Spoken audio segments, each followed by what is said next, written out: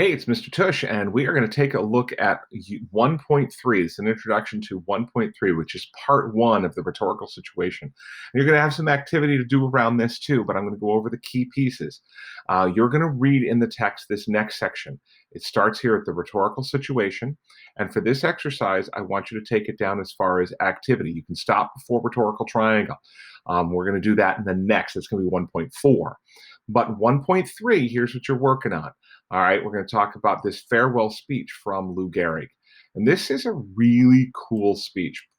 I'm a baseball nut, so I love this lesson because I get to look at one of my favorite pieces of writing of all time. And it's a story about Lou Gehrig. Lou Gehrig was a first baseman for the New York Yankees. And what happened was Lou Gehrig, he had a record. It was over 2,100 games, 2,130 games he played in a row.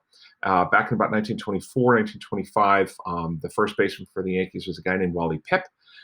He was real tired. He wasn't hitting well, and he asked at that point Miller Huggins, "Hey, can you give me a rest? Send the new kid in." Lou Gehrig had just been signed as a rookie, but he was playing the bench. "Can you send that new kid in? Let him play for me today. I'll come back tomorrow." Hug said, "Sure, go ahead." Lou Gehrig went in. Lou Gehrig, I think, went 3 for 4 that day. And so now he's the hot bat. And they said, "Well, okay, sit down tomorrow." Lou Gehrig had another good day. "All right, well, sit down tomorrow." And Wally Pipp never played again for the New York Yankees. He was replaced at that moment. And Lou Gehrig played for 15 straight years without a break. He was known as baseball's Iron Horse. And then what happened, he started the 1939 season horribly. He was hitting like 123. It was a horrendous year. But he was in a lot of pain. He had back pain. He couldn't bend over to pick up the ball. As first baseman, you have to pick up balls that are thrown low, and he couldn't bend over to get them anymore.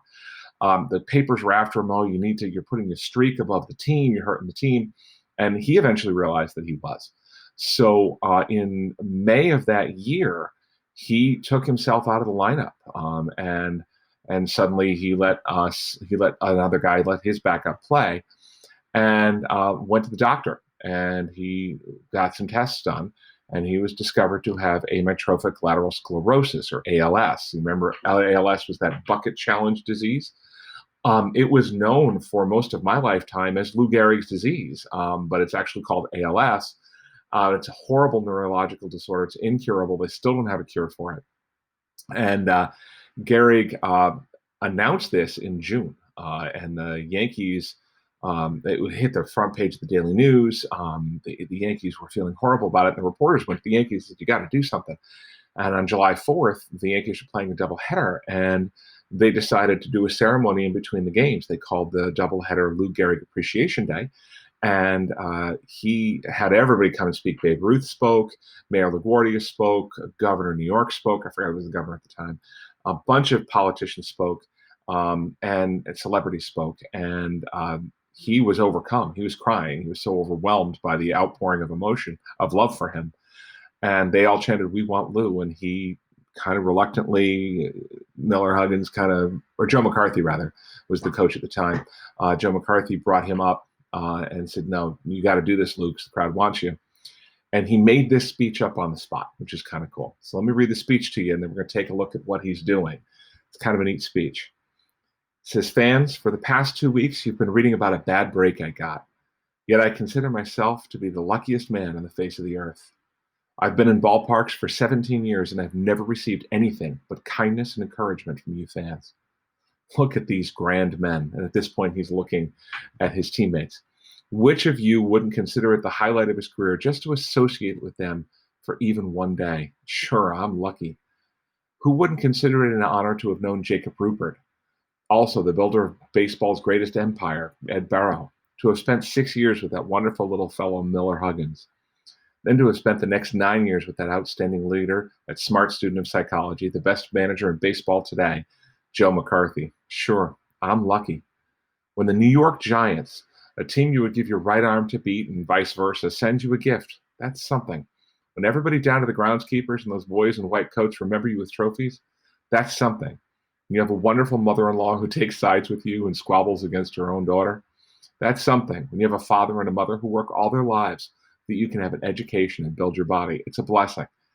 When you have a wife who has been a tower of strength and shown more courage than you dreamed existed, That's the finest I know. So I close in saying that I might have been given a bad break, but I have an awful lot to live for. And of course, the place went bananas, and it was an amazing time.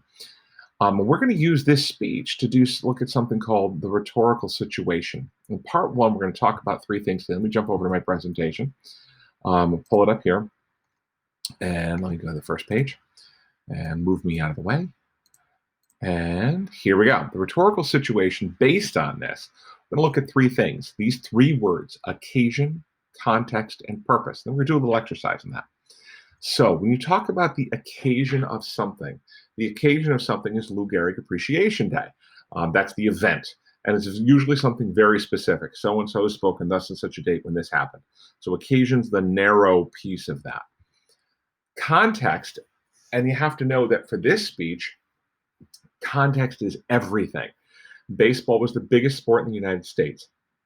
He was the Iron Horse and was being crippled and eventually killed by this debilitating disease that destroyed him at his core. And he was the toughest guy around. He played with broken bones. So there's a lot of context where people were overwhelmed by this. And he was too emotional to speak. So another context piece is that he didn't even want to speak. He was really shy, and he did it because he was a good guy. His purpose, he said, okay, I don't know what else to do. So he says, thank my teammates and remain positive. And that was Lou Gehrig. It's why he could play for 15 straight years and never take a day off, no matter what. He played through injury for 15 years, and he thanked his teammates that way. So we're going to talk about rhetorical triangle in the next exercise, but what I'm going to ask you to do now is to read this section in your text. Just follow through in the rest of this. Occasion, context, and purpose. It's very short. And then I'm going to ask you to construct and analyze a rhetorical situations, this exercise right here, for writing a review of a particular movie, a new app, or a local restaurant. Be specific in your analysis. What is your subject and its context? What is your purpose? Who is your audience? What is your relationship to that audience? And then I don't need you to write the review. You don't have to write the review. Just if I were to write a review of this restaurant, my subject would be this restaurant. The context is I ate there last week.